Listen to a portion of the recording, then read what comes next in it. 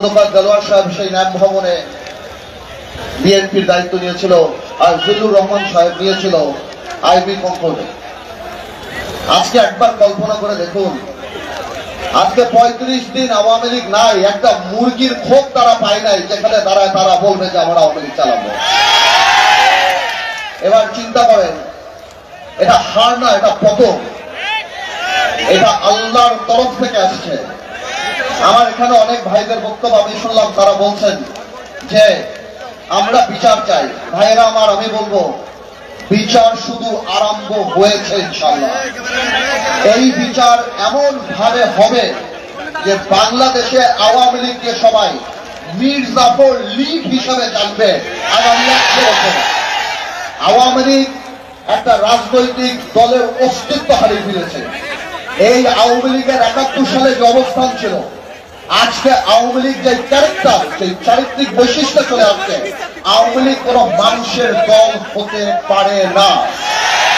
আজকে ভাইয়েরা বোনেরা, আজকে আপনারা এই ছাত্র বৈষম্য আন্দোলনে ছাত্র জনতার যে আন্দোলন দেখছেন, এই আন্দোলন 17 বছর মানুষের পুঞ্জীবিত ক্ষোভ।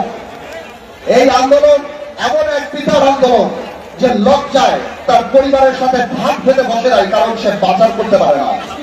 এই আন্দোলন সেই আন্দোলন যারা শেয়ার মার্কেটের সর্বস্ব হারিয়ে সুইসাইড করেছে, আত্মহত্যা করেছে।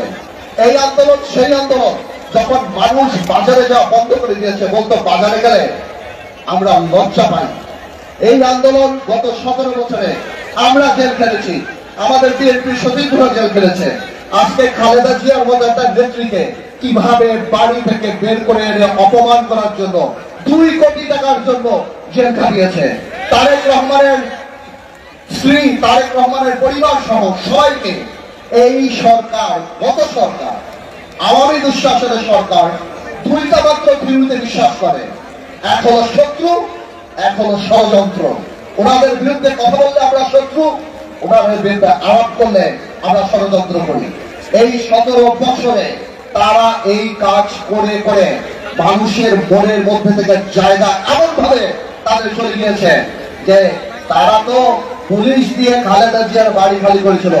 আজকে বাংলাদেশের জনগণ সেই গণভবনকে তাদের কবরের ভবন বানিয়ে দিয়েছে। আমি আর বেশি বলবো না, আমি শুধু এতটুকুই বলবো,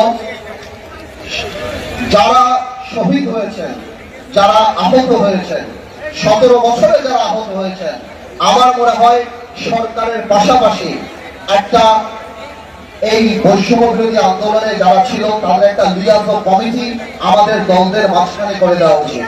মাঝখানে আমরা অনেককে সাহায্য করতে চাই, কিন্তু আমরা পারি না, আমরা পাই না, আমরা যোগাযোগ ব্যবস্থা স্থাপন করতে পারি না।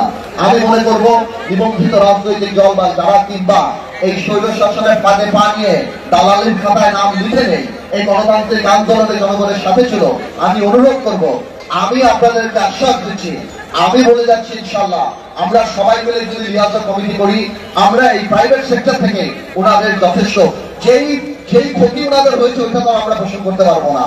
কিন্তু আমি সবসময় বলি, ইমোশন তো ভালো, তবে পুনর্বাসন ইমোশনের চেয়ে বেশি ভালো। আমি আমার বক্তব্য শেষ করার আগে একটা কথা বলি, এই বিজয় আমাদের সবার বিজয়। আমরা জানি কোনো কারণে এই শহীদদের, আমরা যারা আত্মত্যাগ করেছে তাদের রক্তের সাথে বেইমানি না করি। সামনের বাংলাদেশে আমরা জানি আল্লাহকে ভয় পাই, ক্ষমতাকে দায়িত্ব হিসেবে দেখি এবং এই রক্তের যথাযথ সম্মান দিতে পারি। আল্লাহ হাফেজ, আপনারা সবাই ভালো থাকুন।